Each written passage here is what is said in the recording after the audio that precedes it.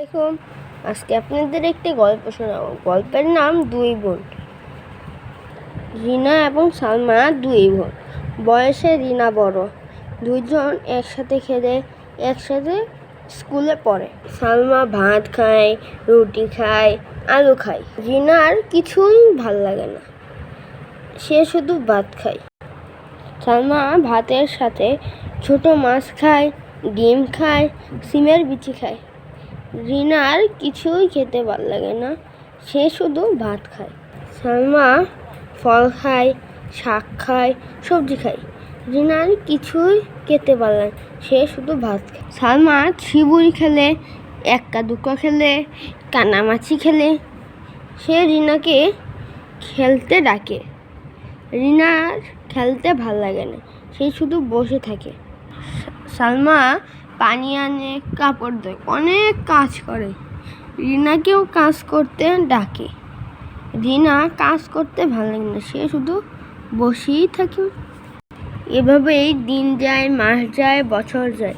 সালমা ধীরে ধীরে বড় হয়। ওদিকে রিনা বয়সের তুলনায় বেশি বড় হয় না। একদিন রিনার খুব অসুখ হলো, সে স্কুলে যেতে পারলো না। তাই স্কুলের আপা তাকে দেখতে এলো। আপা বলল, জানো রিনা, আমাদের সব ধরনের খাবার খাওয়া উচিত। যারা সব ধরনের খাবার খায় তাদের অসুখ কম হয়। এছাড়া তাদের গায়ে বল হয় ও তারা বেড়ে তাড়াতাড়ি।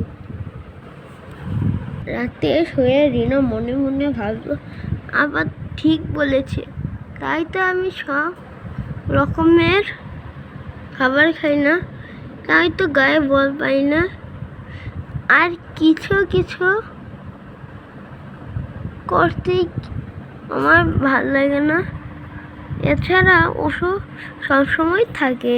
রিনা সালমার মতো সব ধরনের খাবার খায়, একসাথে পড়তে বসে, খেলতে যায় আর কাজ করে। ধন্যবাদ সকলকে।